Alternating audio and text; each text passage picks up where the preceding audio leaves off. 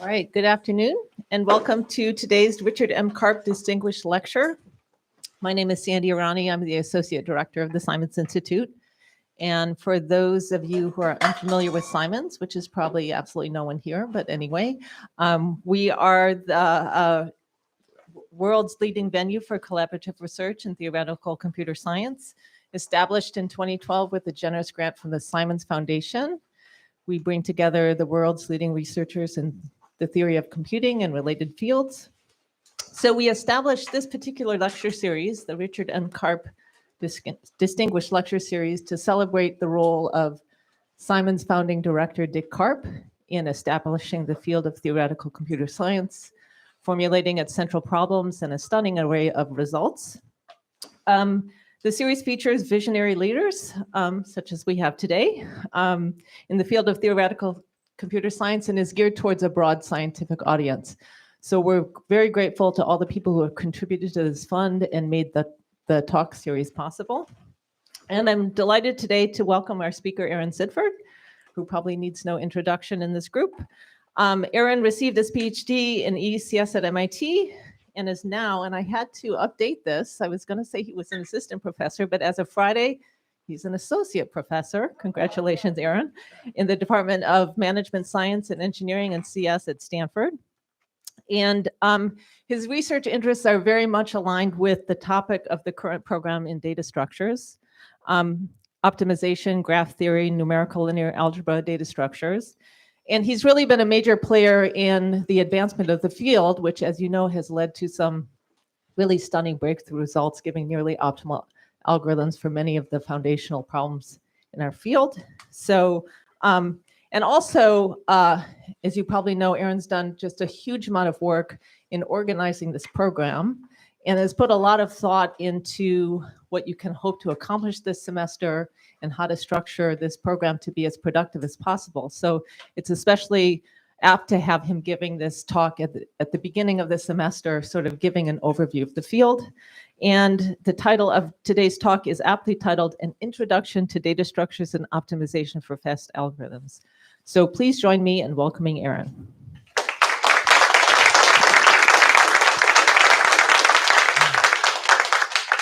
Well, thank you very much for that generous introduction, and thank you for inviting me, and thank you to the Institute for everything and helping to put together this quarter. It is a real semester.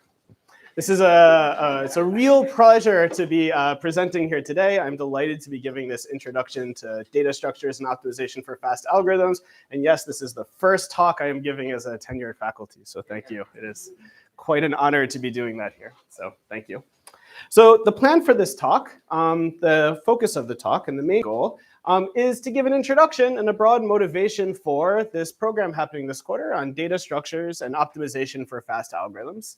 My main goal and plan for the talk is to try to convey some of the main themes and reasons for excitement and motivations and everything underlying this program happening at the Institute this quarter. So I'm going to start with a kind of broad introduction to the program and the area and this line of work on getting fast algorithms for a number of problems. And after this introduction kind of broadly to the area, I'm going to spend a bit more time going a little more in depth on what I think are some illustrative examples that I think really well highlight some of the major themes running through the program. So I'll start when this will probably be the most substantive part of the talk. I'll go a bit in depth on certain aspects of linear programming that I think well articulate some of the themes of the program. I'll then talk a little bit about the dynamic matching problem, about bipartite matching and dynamic algorithms for it. This will highlight some other major themes in the program, and this seemed like a pretty appropriate thing to be presenting in a Richard Karp lecture series. And then as I have time at the end, I'll talk a little bit about more about some other examples. I'm particularly excited to be presenting today, both to tell, even if you're not participating in any of these programs or not participating in anything at the Institute, to kind of tell you about the excitement that underlies this program and what maybe you can look for in the future and some results you can look for. I'm also really grateful for the Institute for getting to present today in particular, because we had our boot camp last week and we gave tutorials on the different aspects of the program. And I guess this is the first slightly more technical talk kind of at the intersection of all the areas. So I thought this also might be nice, for the excitement of everyone in the program. So that's my motivation. I just want to give a quick disclaimer, though I'm very motivated by the major themes in the program, and I'll touch upon the major themes of this program. This is a slightly more focused technical talk. I'm definitely going to be a bit biased and talk a bit about my own work and highlight some examples that I'm a bit more familiar with and I've worked with. So I don't want to give the impression that this is like the complete comprehensive list of everything in guiding the program. This is definitely going to be a little bit of a biased tour. And I just want to give, again, a quick plug to check out the program. All the work videos from our bootcamp last week are out. So if you're excited about any of the topics, you can check out the bootcamp videos. And I think I managed to find a pointer to every bootcamp talk scattered out throughout this talk. So we'll do that. All right, so what's the motivating this program and this talk, and what are we going to be talking about today? The key motivation is a number of advances in algorithm design, a number of advances that have happened over the last decade, maybe a little more, on getting provably efficient algorithms for solving a wide range of foundational problems.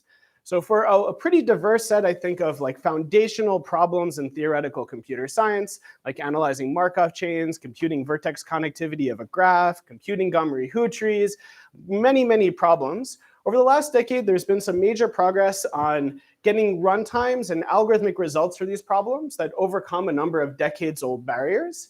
And a number of cases have led to not just faster algorithms or improved results or more efficient ways of solving these problems, but actually ways of solving these problems in nearly linear time, which is almost optimal for some of these problems. So this has been the holy grail in the design of faster algorithms for some of these problems. For a number of them now, they've long been known to be polynomial time solvable. We actually know the optimal asymptotic complexity up to some factors that, I don't know, maybe people will work on improving in this program. And what I find particularly striking about this work, beyond just the applications, beyond just the faster runtimes that have been achieved, is like the wide range of algorithmic tools that have gone into use in order to obtain them. These results have an interesting combination of advances in using optimization methods, things that maybe you think of as being used for continuous optimization, like gradient descent methods or interior point methods. They use a variety of data structures to decompose the problem in a way that's compatible with how the optimization methods work.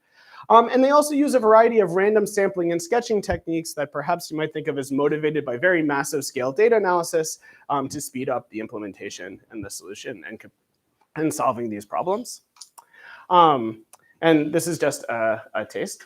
And I think what's interesting about these examples is the surprising ways that these different tools and techniques and areas of research have kind of come together and played off each other in interesting ways to get these results.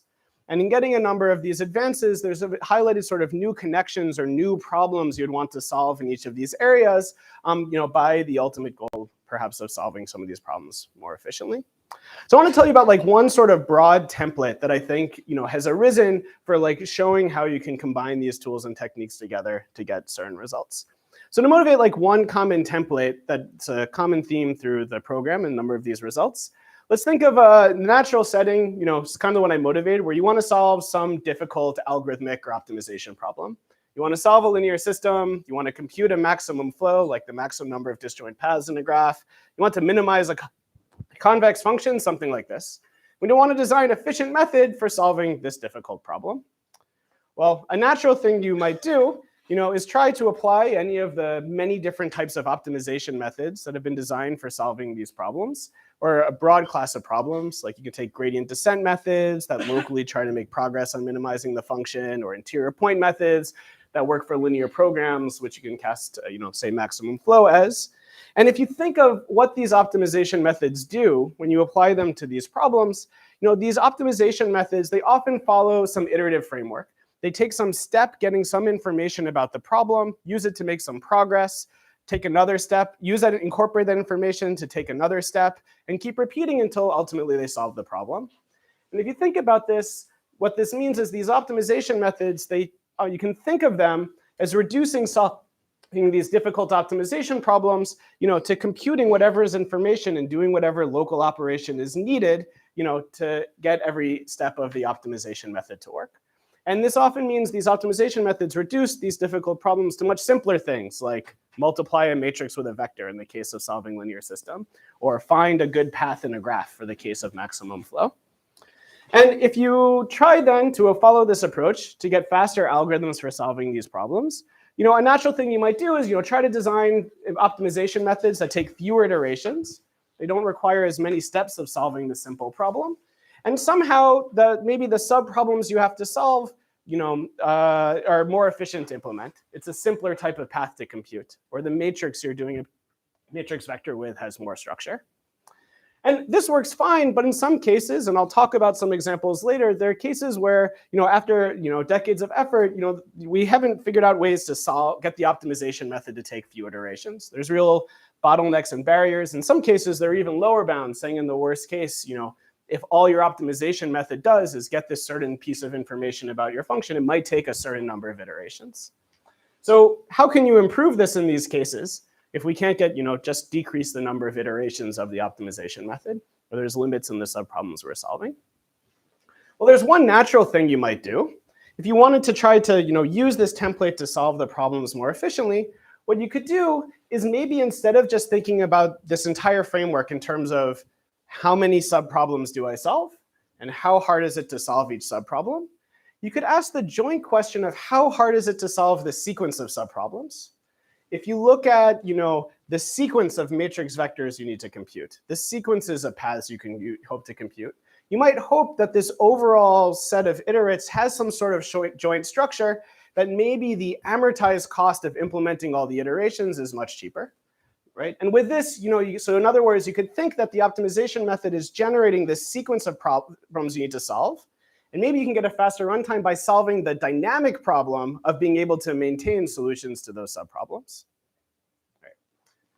So that's a broad idea. And I want to quickly point out, or immediately point out, this is not actually a new idea. This is a very old classic idea to get faster algorithmic results. Even if we go back to the first proof of an interior point method solving linear programs in polynomial time, due to Karmakar and Stock in 1984, even then, the method both provided an optimization method and looked at the shared structure of the steps of that method, was a sequence of linear systems you'd have to solve. And by leveraging the shared structure of those linear systems, came up with faster runtimes. This has also been done in MaxFlow. If you think of their use of link cut trees and implementing the subproblems when you run certain iterative methods to solve MaxFlow. And this was also, I'm not quite comfortable yet with the idea of citing my own work as old, but someone else told me this recently, so I thought it was fair game. But you can also look at things like solving Laplacian systems. This is solving a certain class of linear systems associated with graphs. That's had a lot of applications. And there were certain algorithms that took a number of simple iterative steps and used data structures to speed up the cost per every iteration. If you want more about that application and the many implications it has for a program, you can see Sushant's nice talk from the workshop last week. All right, so if we're trying to solve these problems faster, and this template we're following is a rather old classic one, what's new and what's motivating this program? Well, I think there's a few things where some of the recent work has maybe gone a little further than this classic template. And I think one interesting, striking way in which this has happened is in this recent work uses a variety of different sketching and sampling techniques to solve these data structure problems. They take an entire sketch of the input, they use certain samplings of the input, and they kind of use this to speed up the cost of getting the information the optimization method needs in every iteration. This immediately creates, in a number of these settings, an issue where you want to use some sort of random sampling in Sketch to speed up the iterations, but you're going to use the output of this sampling process to inform the next step that the optimization takes. So you immediately have this dependence that whatever randomness you use in your sketching might show up again in the next input. This feature that these input to the data structure are chosen maybe adversarially or adaptive to what you do in solving the data structure creates a whole host of issues that a number of these results needs to overcome to get faster runtimes. I think there's also an interesting theme going through this work in really how they use different continuous optimization methods to solve these problems, and how there's been work on sort of this joint design of what is the continuous optimization method, how does that impact the type of data structure problem we want to solve, and can you find a configuration of this where you can actually use sampling to get the information you need to make the iterations fast enough. And lastly, I think it's been exciting in a number of these cases, it's not just led to some improvement, but almost linear or near optimal runtimes for solving a variety of these problems. So it shows for very large instances, in a number of cases, you can solve them almost optimally. And I think this broad template, right, of sort of using this combination of the optimization methods with data structures and sketching to make them work, it's led to a number of exciting results. As you may have heard, led to recently the first almost linear time algorithm for solving max flow. It's led to nearly linear time algorithms for solving linear programs in certain regimes. And more broadly than this, than just these like algorithmic results, I think it's highlighted a number of really interesting sort of connections between them. Like this has motivated solving some twists on classic data structure problems that maybe hadn't been considered before that are well motivated by this.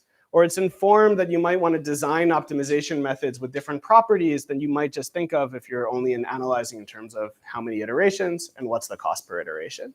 So it's, I think, created a whole host of new impactful problems to solve in all of these areas and new connections. In the second part of the talk, I'll talk a bit more about linear programming, which I think is one canonical classical optimization problem. And I'll kind of highlight where these pieces come from and maybe where some of the surprising magic happens to actually solve this in near linear time in some settings. But this is just one template or just one way that these areas have been connected towards getting a number of these algorithmic advances. And another theme running through the program is to explore the kind of interesting, different, robust ways these different areas interact. So here's another pathway or another way in which these areas have been connected. So you can imagine our starting point is not that we want to solve our static problem, like solve a linear program, solve maximum flow. But our starting point is we really want to solve a dynamic problem. We really have some dynamic changing data. Right, we want to maintain some important properties of that data as it changes over time. You can ask, how can we use all of this machinery that's been developed for solving these static problems? Can we somehow apply them in nice canonical ways to solve these dynamic problems? The picture I had on the previous slide was using optimization methods to reduce these static problems to dynamic problems. Can we go in the other direction? And there has been work on doing this, that you can apply optimization methods to sometimes break down solving difficult dynamic optimization problems into solving a certain sequence of static optimization problems. And I'll show one example where you can do this in a fairly black box way, where you can separate how you solve the subproblem to get the dynamic problem from all the structure of the dynamic problem and the dynamicness of the problem. So you can actually use, in some cases, optimization theory to go from dynamic problems to static problems. The case I'll show you, so in the third part, I'll talk about an example of this of dynamic matching. And in that example, it'll be interesting because the final result I'll tell you will actually use these recent advances in solving max flow in almost linear time. So it means the way these subproblems are solved is also by using the whole connection between reducing static to dynamic and using sketching underneath it. So you can see how the cycle grows. So that's one pathway. The goal of the program is to explore all these rich connections between these areas in the pursuit of fast algorithms. So the focus of the program is trying to design more efficient algorithms, looking for new tools and frameworks and robust connections between them, and kind of advancing each area and exploring the connections between them. In case anyone's curious, I want to give a quick thank you to all of my co-organizers for boot camp last week and all these workshops coming up. So there'll be a workshop focused on each of these particular areas, obviously with some focus on the interplay and connection between all of them. And if you want more information about any of this, the bootcamp videos, I think, are already out from last week. So that's the plan for the talk. What I want to do now is talk through linear programming, which I think about some runtimes for linear programming, which I think is sort of a prototypical example of this sort of like broad paradigm for solving certain sorts of algorithmic problems. But I'll take a quick second for questions if anyone wants.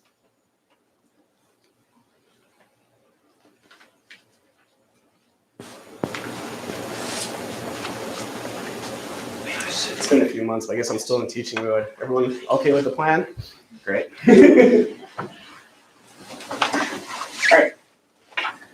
Good. So let's talk a little bit about linear programming. I'm going to use this as one illustrative example, I think, of the surprising or interesting connections between some of these areas to really like overcome some inherent barriers towards getting fast algorithms.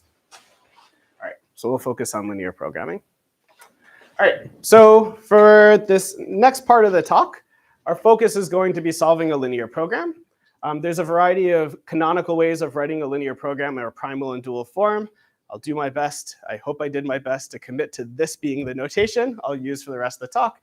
We have some n by d matrix A, and we can look at the associated linear program in primal form. So this is like minimizing the cost of some non-negative vector subject to linear constraints.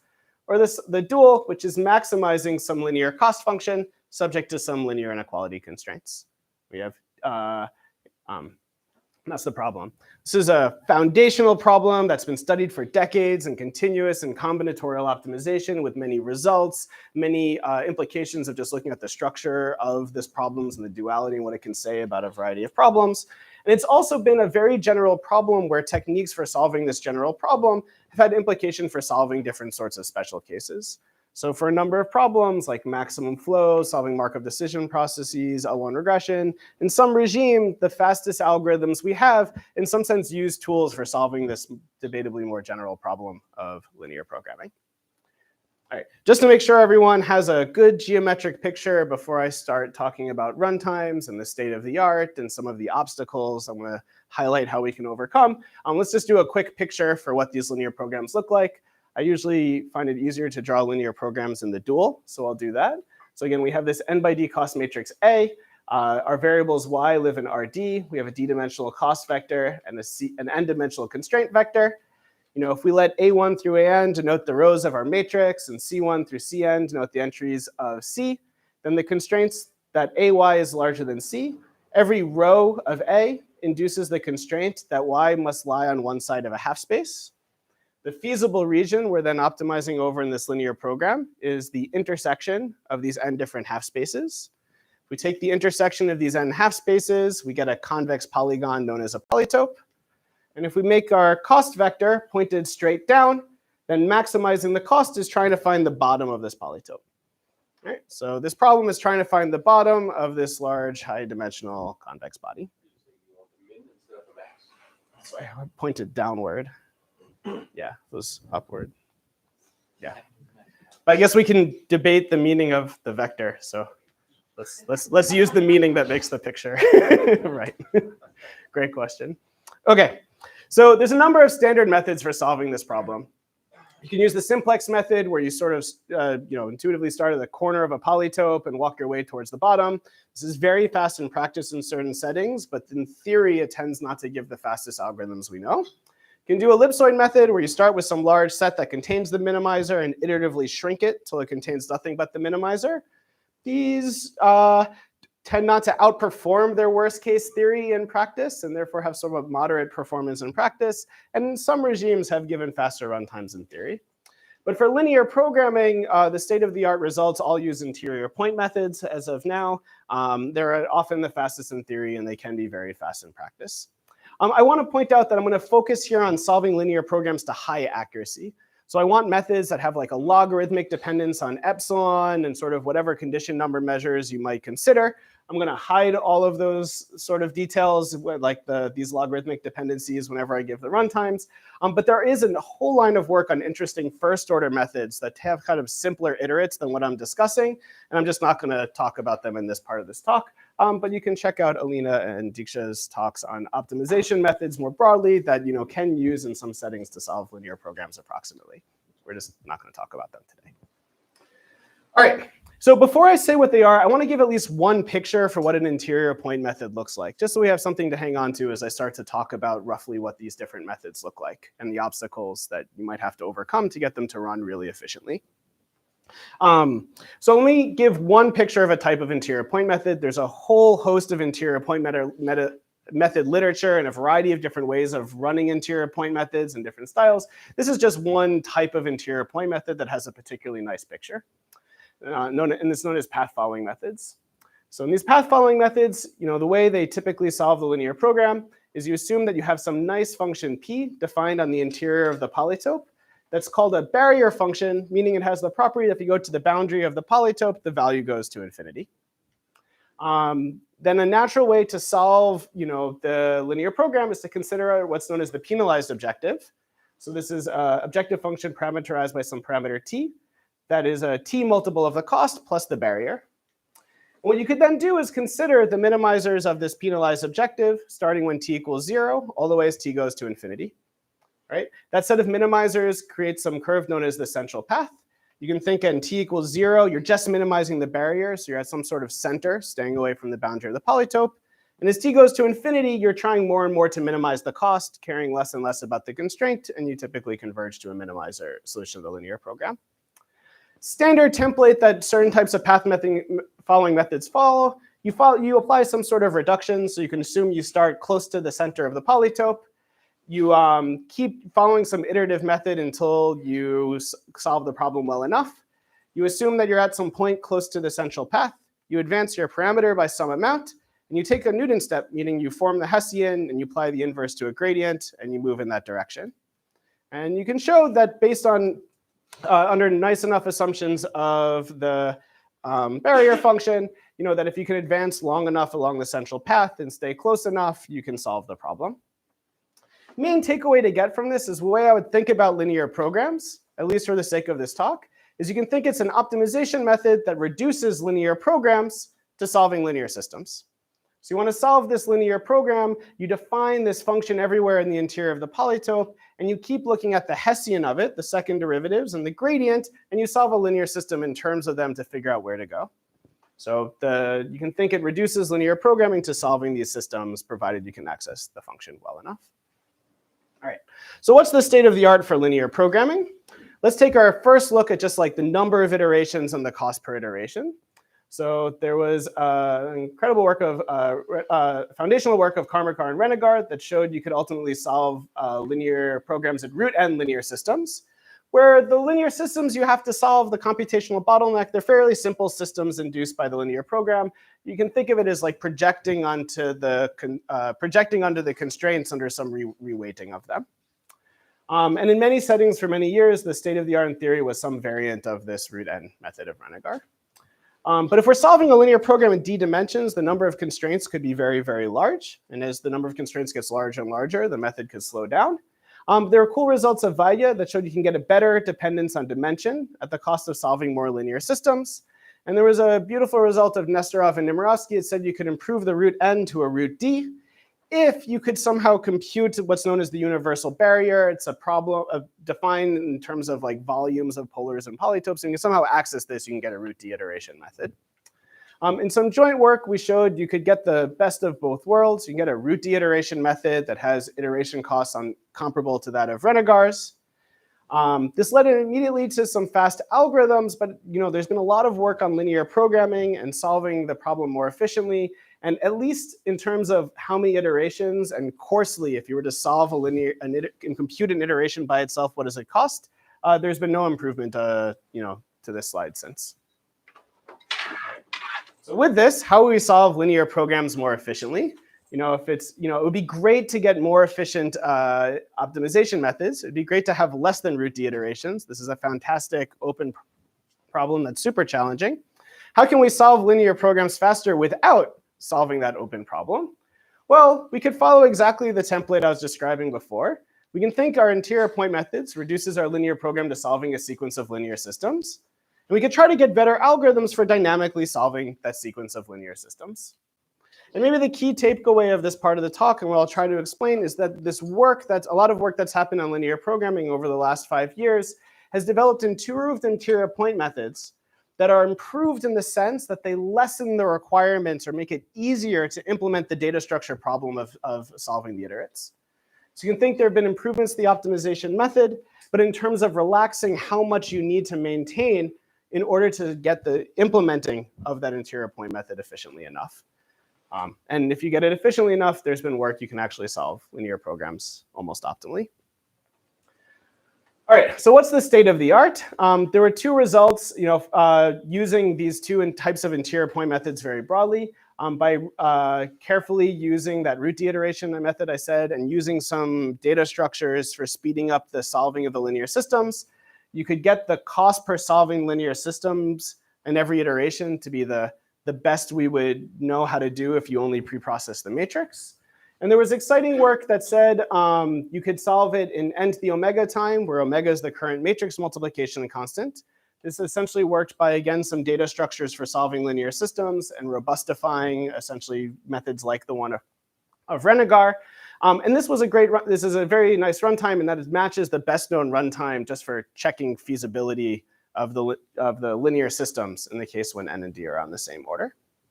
So these are great. These are huge improvements. Natural question is, can we improve further? And unfortunately, neither of these runtimes are ever nearly linear, except when you keep dimension as a constant. So, and I was highlighting everything as solving linear programs in nearly linear or near optimal time. How can we do that? And in a line of joint work over the last few years, we showed you could solve linear programs in nd plus some poly d time.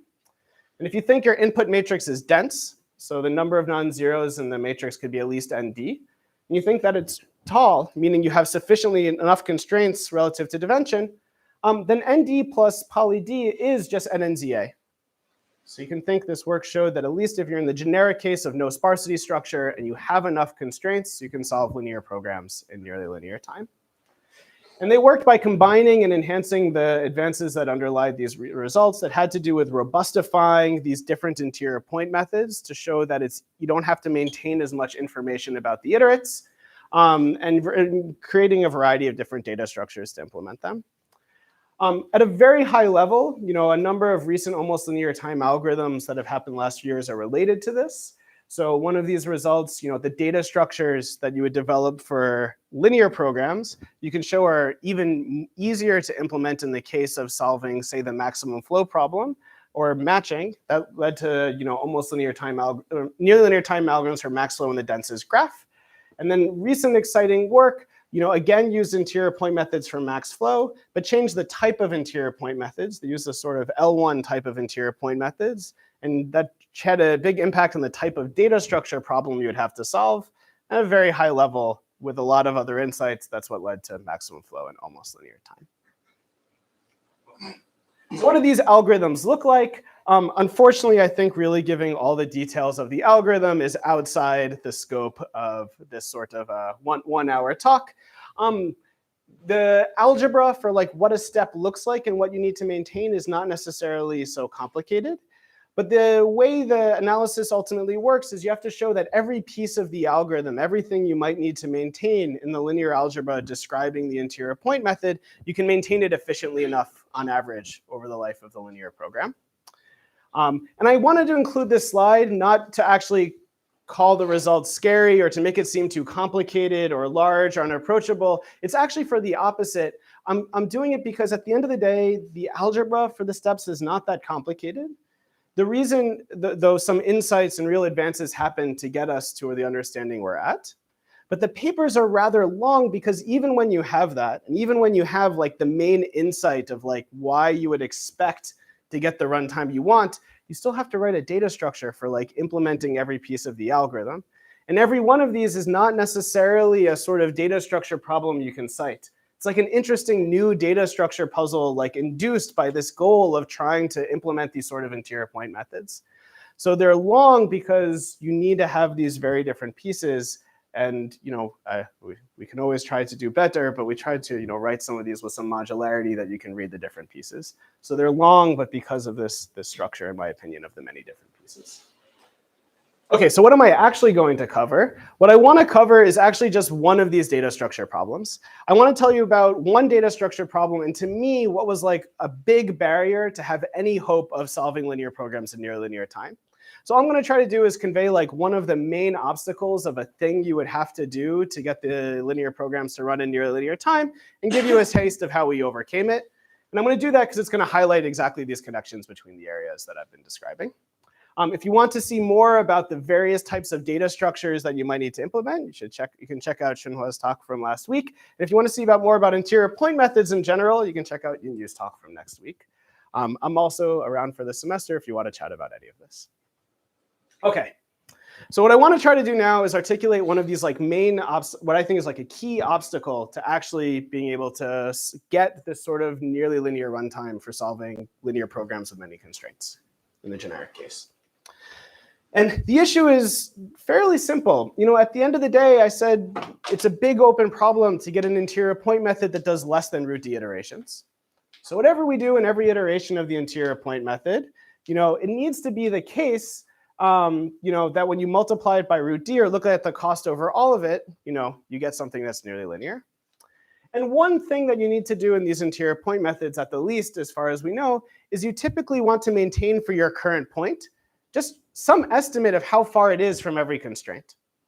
There's a lot of work on robustifying how well you need this. In a lot of these methods, you only need to know the distance to the constraint approximately. You just need some crude multiplicative estimate to it. But you need at least that. All right? And what this means is you need to run this method that's taking root d iterations of moving this point. And what this means is you need to maintain the distance to every single constraint in sublinear time on average. You can't afford to do more than n root d time on average if you're going to do root d steps. Okay? So we have to move around this large polytope, keeping track of all the different constraints. And we need to do that in less time than it would take to actually look at every single constraint. Right? So this creates an interesting problem. How do we compress a polytope? Right? How do we build a data structure to maintain even like simpler things like the minimum distance to every constraint? And if you think about this problem for a little bit, it's maybe not too hard to convince yourself this is probably impossible, maybe even prove it. Imagine you just have like a bunch of random constraints tangent to the circle. You're at the middle, and then you move in a direction. If you move in like exactly the direction of one of the constraints, you need to know that constraint more than any of the others. So how would you compress this? And this is, I think, exactly where linear programming immediately becomes more challenging than analogous things like regression, where we know how to subsample the constraints and like approximate the problem well enough that we can just solve that like a log number of times. This is meaning we can't really compress or completely throw away things in the same way. All right, so why would we have any hope of solving this problem? And what is this problem? So here's a simplified way of looking at the problem. You can think we have some non-negative vector s. This is the distance of our point to every constraint. We get some vector delta I. This is like the change in our vector in the ith iteration. And we add to that vector s a delta I. So a delta I is like the change in our distance to every constraint. And you can imagine we're promised that that this vector s is non-negative, right? So you're promised that the distance to every, that we stay inside the polytope, meaning, so that's the same as these being non-negative, and we want to maintain them. All right? So we just have this vector a. We keep adding a delta 1, a delta 2, a delta 3. And we want to maintain this multiplicatively promised it's not negative. OK. As I just argued, this seems impossible. But there's an important classic observation in interior point methods. This is what like things like this is what underlied even Karmakar's method solving linear programs more efficiently. We know that on average, the changes in these differences, they're small on average. If you look at the L2 norm of the changes, the multiplicative changes in the constraint, in Renegar style methods, it's O of 1. In our method, it's root nd. And you can do the analysis on it. It essentially says something like every root d iterations, there are only n coordinates that change by a constant. So as you move through the polytope, yes, you can get closer to any constraint. But if you get too close to one constraint, it's probably the only constraint whose distance is changing. So there's this bound on the total amount of changes in the constraints. Right? And the fact that every root d iterations, there are only n multiplicative changes in your distances means that if you can just detect when a distance to a constraint changes by a constant in O of d time, which is the cost of just looking at that constraint, then you could get an nd method in principle. You could have to overcome this. You use the phrase, every time that you are changing your position, the distances are changing. All of them. Yeah, because you say that phrase, that every time the distances are changing. If you are close to the constraint, the minimizer as a minimizer does not change. This is what you mean? Or? I just mean if we're in the polytope and we move the point, not many of the constraints will probably change by a little bit. If we did a random change, they would all change by something, just some more than others.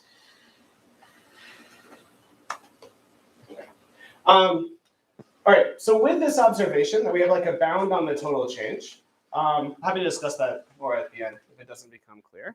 Let me say our actual result. We give a data structure that can solve the problem over t iterations, where the cost of maintaining these multiplicative distances, it depends by the total, rescaled L2 norm change.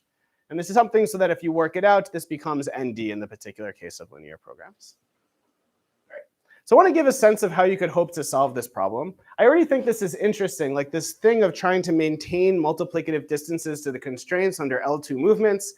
At least myself, I don't know if I would have promoted that as a data structure problem just by itself. But given this role that it has inside interior point methods, it's a very natural problem to look at. All right. I just want to give a quick sense of how our solution to this works. So the idea here is we can take our matrix A. So here's a warm-up problem that essentially once you see the solution to, you can get the more general solution. So our warm-up problem is we just have our matrix A. And suppose we just take our movement vector delta. And suppose it's small in L2 norm. It's at most 1. There's only one coordinate now that can change by a constant additively. Find it in O of d time. So we preprocess our matrix. We have a small change. Find the one coordinate that changed. This is like the version of this problem when you start with the distances being 1. So your distance to every constraint is 1. And then you make a small movement. All right. How do you solve this problem? This problem is essentially the question of how do you sketch a matrix so you find large entries in the associated vector when you multiply it with another, right? Now, hopefully all of you that were in boot camp last week recognize this problem. And we're paying attention in Michael's wonderful talk, because Michael essentially showed us how to solve this problem. You can take things like count sketch matrices. And it's known that if you pick appropriate projections, you can come up with these matrices that have 1 over epsilon squared rows that are very fast to compute, that if you multiply them with any vector, you can find all the coordinates that have more than a constant fraction of the L2 norm of the vector. Okay. So if all you do is preprocess your matrix A by applying one of these projection matrices to it, so collapsing the number of rows from n to some constant, and then apply that sketch to the vector x, applying the recovery, you'll find the large coordinates. Okay, so you kind of sketch the whole matrix and you can find the large coordinates. If you want to solve a slightly harder problem, so you're given now, you want to preprocess your matrix, and you're given some direction you move in, and you want to output all the coordinates that change by a constant in time proportional to the movement, well, you could simply apply your sketch at every level of different accuracy that's a power of 2. Use a sketch to estimate this L2 norm to know which sketch to look at, and then look at that sketch, and that sketch will recover all of them. You can check it has the right runtime scaling. Going a bit quick, so I want to make sure to say something about matching before I run out of time. But with a bit more work, you can show that just carefully applying this warm-up result to different powers of 2 and updating things when they change, you can divide up you can apply this problem in different time intervals at different time scales, and it eventually gives you this runtime. There's a big problem here, though. So there's a big reason that unfortunately this creates a big obstacle. And I hope that it's ringing some alarm bells for some people in the audience. And the alarm bell goes back to exactly what I was saying is one of the major difficulties that some of these almost linear time algorithms have to overcome to get fast algorithms. The problem is this sketch, this projection to find large coordinates. It only works if the randomness of the sketch is independent of the thing being sketched. Well, we're going to use this sketch to inform the next iteration of the interior point method and inform the next thing that you run the algorithm on, right? So, and to get this runtime, we need to reuse the sketch. It's expensive to apply the sketch to the matrix. We don't want to do it every iteration. We want to just do it once and reuse it forever. So how do you get around this? Here, there's a nice trick you can do. It falls into, I highly recommend looking at Thatcheval's talk on graph data structures. I know this is not a graph problem as I posed it, but gave a nice argument of the different sorts of ways you can try to handle this adaptive adversary issue, where the input could depend on the output in the previous layer. You can use a kind of natural technique here. If you think what we want to use the data structure for, we just want to use it to detect all the constraints that change by at least some threshold. And we can afford to check not just the ones that change at that threshold, but also a larger threshold. Right? So what we could do is just detect all of them at a larger threshold. And then for every one that we think changed by something, we could look at the matrix and check the exact amount it actually changed by. And we could make that the output the data structure only if it meets that exact amount. And with this, we can say that what our data structure outputs with high probability doesn't depend on the randomness. We are exactly outputting every coordinate that it changed by a fixed threshold. And with that, you can use things over and over again.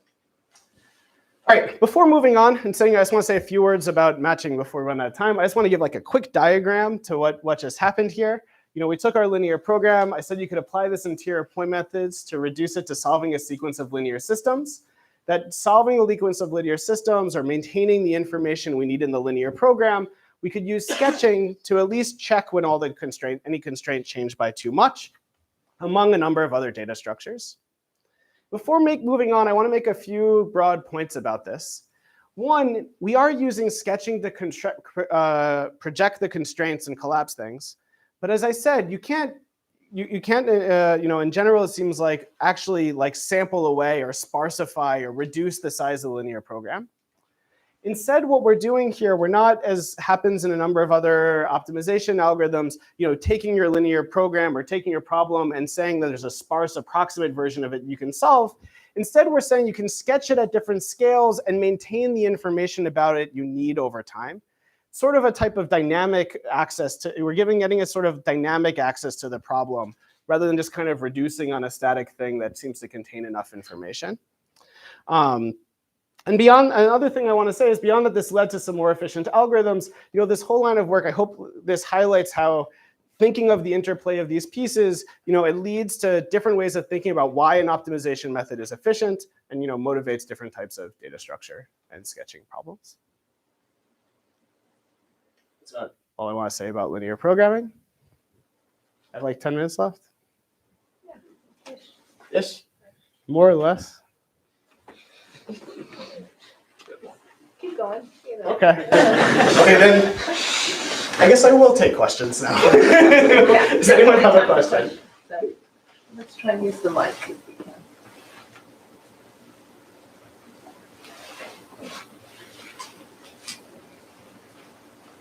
All right, let's say a few words about dynamic matching, and then I'll wrap up. So in this next, I want to switch gears. And as I said, so this was like one example of this template of solving, a certain static problem, linear programming, to a certain number of dynamic problems. I want to give an interesting application of going in reverse.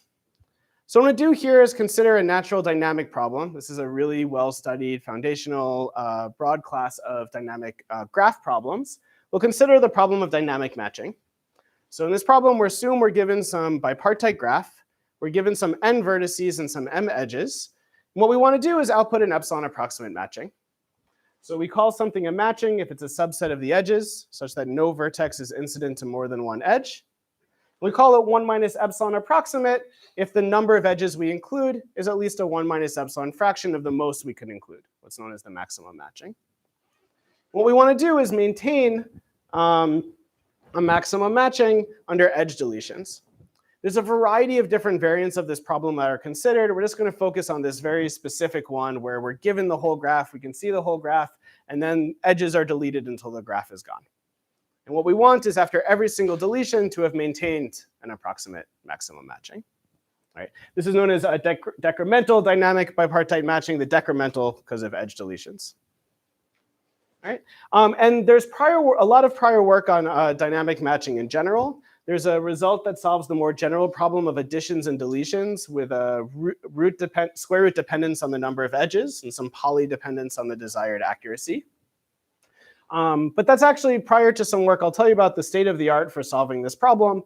There's a lot more results known if you change the model. So if you're instead considering edge additions, or if you want constant approximation, like you don't need to work for all epsilon, or if your updates are entire vertices and everything adjacent to it rather than these edge updates, there's all sorts of algorithms in those different settings.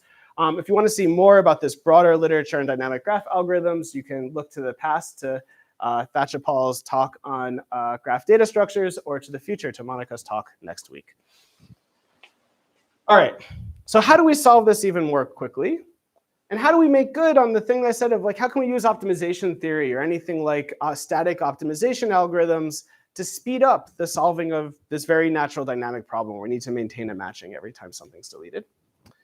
Well, to start, we can use that there's a nice known reduction that you don't have to maintain a maximum matching. It suffices to be able to just maintain fractional matchings. It's enough to maintain convex combinations of matchings that are large enough. So we call a real value assignment to the edges of the graph fractional matching if it's not negative, and no vertex has more than one unit of value assigned on the edges adjacent to it. All right. Call it epsilon approximate if the sum of those values is at least 1 minus epsilon of the max matching size.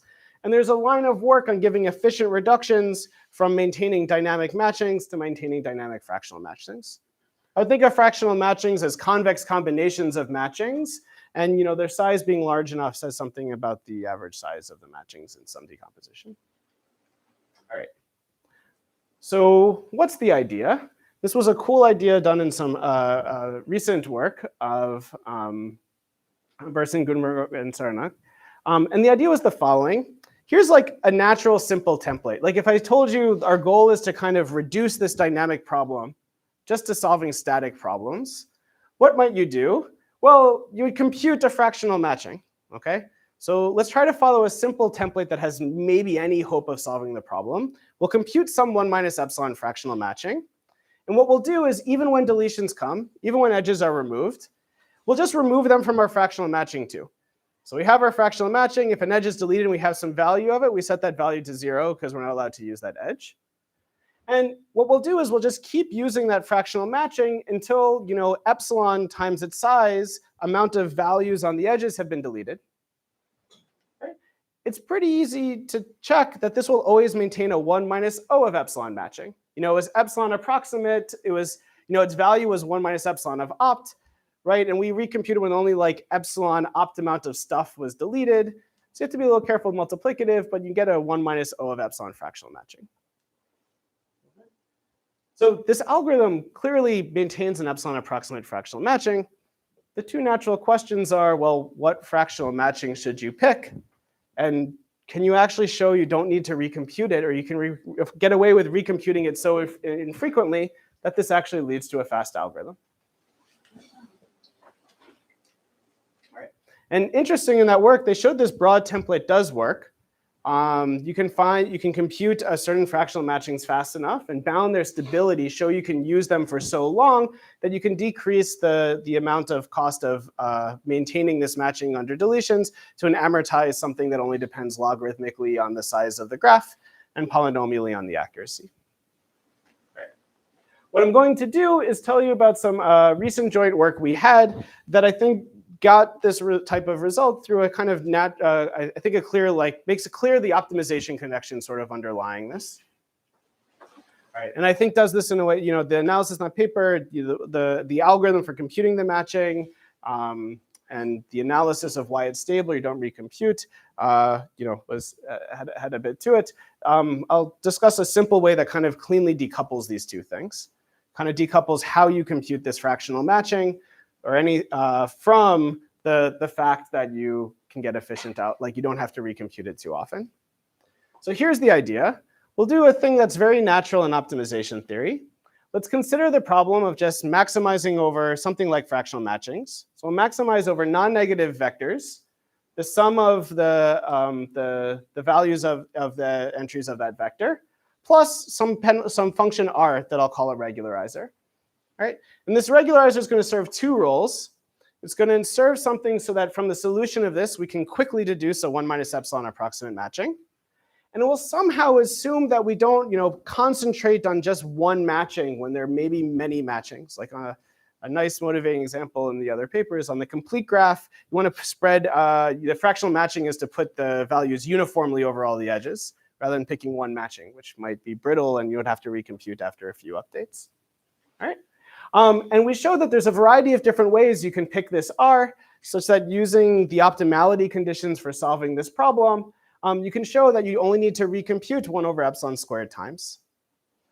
essentially, the argument is you can show that you can pick certain values of r so that on average, essentially the objective decreases by a multiplicative 1 minus epsilon squared every time a deletion happens, every time you would have to recompute. And since there's a range of the value, you don't recompute that many times. All right? And these functions that we picked are not, in my opinion, that esoteric. You can do a natural thing where you just set the value of r to be some scaling of entropy, a natural thing which would encourage the value to be spread out over all the edges.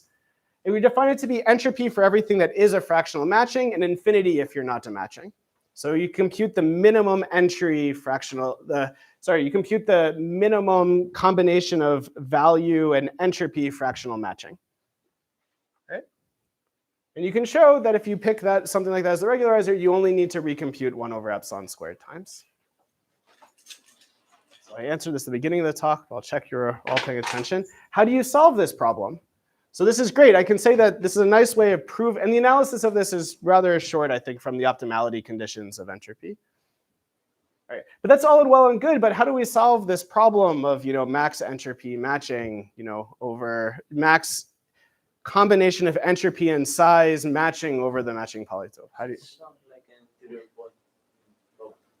Sounds related to interior point. Good. What was the other? Huh? Sketching. Try to use sketching. That's interesting. Happy to talk after the talk. Any other attempts or thoughts? Thoughts? You can use the max flow algorithms. So it turns out if you manipulate things a little bit, things like this, you can actually reduce to the maximum flow result of solving max flow in almost linear time solves a broader class of sort of flow optimization problems, and you can put this one into that framework. So you can compute this to high accuracy in m to the 1 plus the rho of 1 time. And if you do this, this then just gives you an O of epsilon squared amortized per deletion algorithm for computing fractional matchings. And in some recent joint work, we then, I said there were these efficient reductions from, I mentioned there was these efficient reductions from computing a dynamic fractional matching to maximum matching. Unfortunately, they had like a cost that was a high enough poly epsilon that it would have been the barrier here. But some recent joint work, we showed you can speed that up too using a variety of things. So you can get an amortized 1 over epsilon squared per deletion for maintaining an integer maximum. You have the poly law? Every O tilde is hiding lots of poly laws. Yeah. And Even for hash.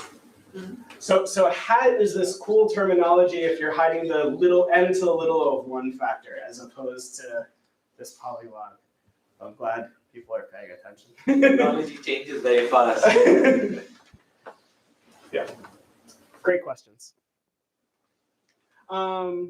I should point out this is some interesting work on solving these problems more efficiently. There's a much broader line of work on dynamic graph algorithms more broadly that I gave those references to before. There's also work on showing hardness for solving a variety of dynamic graph problems. And you can check out the talk of Unions on that last week. And with that, I think I've referenced every workshop talk from last week. With that, I guess I'll wrap up. This is just a taste of some of, I think, the many surprising rich connections. I just want to say there's a much broader line of work here, like rather in this solving dynamic algorithms more efficiently, as Thachapal talked about last week. There's work on solving dynamic problems more efficiently by taking the static algorithms and trying to more directly dynamize the optimization method itself. And there's work of doing that both for MaxFlow and for linear programs. Even in the iterative methods, these methods I said I wasn't talking about before for solving optimization problems approximately, like zero-sum games. You can play games with the optimization methods and data structures for implementing them, to solve these problems faster, both classically and quantumly.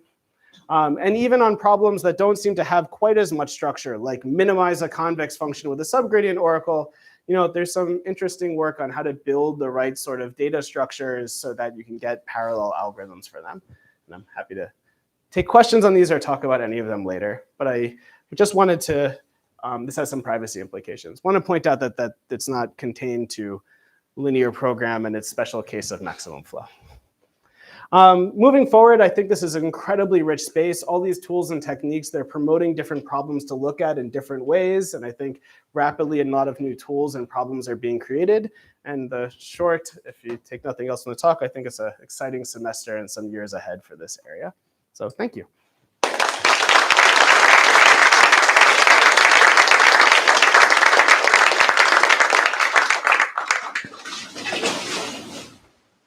Questions?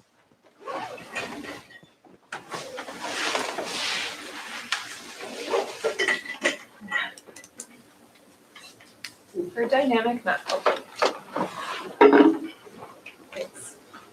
for dynamic matching, I know there's like a lot of also combinatorial algorithms, and there's a lot of different versions of the problems, like how good your approximation is and all this kind of thing. So I was wondering if there are, like if you can specify like which regimes are good for like this type of optimization stuff, and which regimes like use the other types of techniques. Yeah, it's a good question. So repeat broadly, I guess the question is like, what regimes are amenable to these optimization methods or not? Like when can we use this machinery? It's a great question. The short answer is I don't know. I guess we've been pushing some of the optimization methods. I guess a number of people here have been doing great work on showing conditional hardnesses in a bunch of cases. I think it's an exciting thing. It's of the many reasons there was a conditional hardness talk last week. It's an exciting thing that maybe some of these we can hope to improve from both sides and come up with a tight characterization for when to do this. But it's a great question. I'd be happy to discuss more. But off the top of my head, I don't know if I have the right like test of like, this is a thing that we should be able to obtain for this. At least for dynamizing these sorts of problems that we have convex optimization tools. That work I mentioned, maybe just as to say a surprise, this work I mentioned, so I'll give a fun anecdote more to convey my uncertainty about the answer to that question. So in this work on dynamic max flow, so we gave this work on solving, if I recall correctly, incremental max flow on capacitated graphs. And there's certain conditional hardness in certain regimes if you were able to solve the problem too precisely and when in too good an amortized update time. In this paper, we showed you could do something that might seem a little surprising. We said what you can do to high accuracy is not exactly maintain the max flow in this graph, but you can exactly know the time at which the max flow value crosses a threshold, which I think was kind of cool when we figured out. I'm not entirely sure I would have guessed it in hindsight. It makes sense as having done all the analysis. So I think it's a great question. I think it's an interesting question to even figure out how to answer that question. So thank you.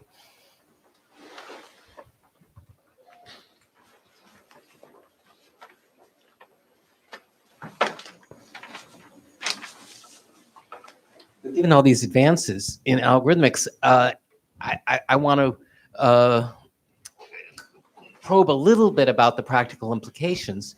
And so I guess when we have a lot of polylogs piled on, that can yeah. Really hurt things if the runtime is predicted by the worst case runtime. So I guess I'm asking you to speculate or make some observations about whether these algorithms or maybe their descendants in future versions of them could run quickly. Maybe is the worst case analysis a little pessimistic, or are these the kinds of algorithms that are going to really hit their worst case behavior all the time? So that's a great question. My answer is going to be another long-winded, I'm not sure, but I'm glad you're both participants in the program. I think it's a great question. I think a lot of this, definitely there's a lot of work for the proof of concept that you can solve these problems in almost linear time. We haven't had them for that long, so how much you can polish each piece, which ones you'd actually want to implement versus which ones are just not an issue in practice. A lot of this work of handling adaptive adversaries, we could have an interesting discussion about where that arises. And there's a number of interesting trade-offs here. So on the more negative side, I will say this thing I said about, you get these wins from more iterations. In practice, more iterations could be a big issue, regardless of the implementation, if you want to implement things in parallel.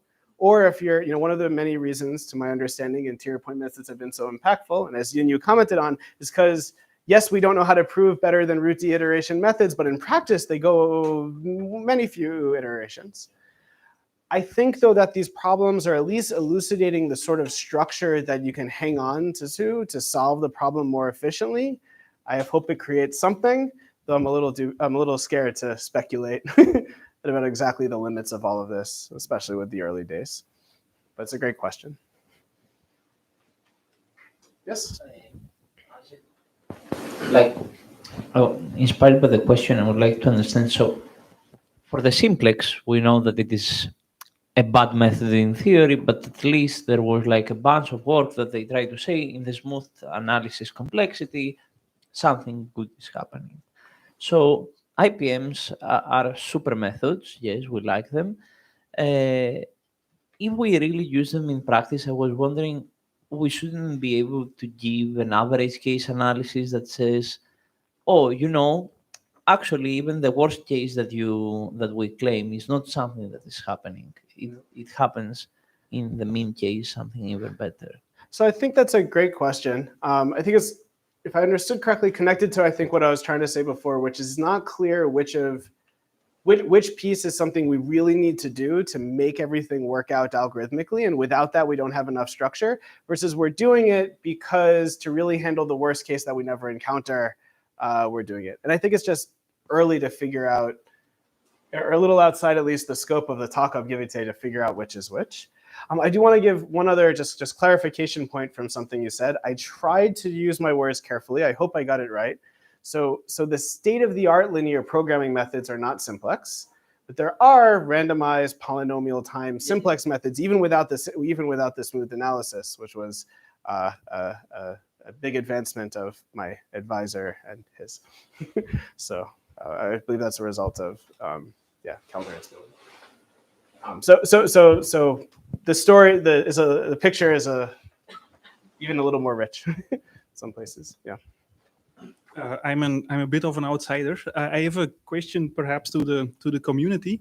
Do you know? I mean, this is all again inspired by the previous discussion that these instances that you get in practice are often like efficiently solvable. Is the community looking at the kind of structure that you have in practical instances and trying to characterize this? And does this lead to, yeah? So I think that's a great question and a good one to explore. I'm not going to try to speak for the whole community here. I think that gets to your question. I think there are interesting questions about smooth analysis and different sorts of things you could do. On this broad line, I'm not directly answering your question. I want to point out one interesting thing, that this thing of computing like entropy regularized matchings, that potentially has interesting appeal for different reasons than just computational ones. I actually find this result interesting, just the mere fact you can specify the existence of these objects the right way. I think that we can use them to solve decremental matching faster is like one way of highlighting why it's interesting, but I'm not sure that's the only or even the best. But I completely dodged your question, which is a great one that I'm happy to discuss after, or encourage you to discuss if you want. I mean, in one sense, when the complexity is not just MD, but it is like the non-zero value, it's a structure. I'm just thinking your question, like every time that we give a result, instead of saying n times d, we say that it is almost nearby the non-zero values of the matrix. It's a measure of the structure of the problem, like how sparse it is. Mm-hmm. Yeah. If that satisfies you. Well, no, there is more than sparsity. Yeah. Right? Yeah. Great questions for future discussion. Yeah, I just wanted to point that there's this. I'm going to down the references a little wrong, but this bar literature on this. I just didn't want to make sure I wasn't painting the simplex method. All right, well, thank you, Aaron.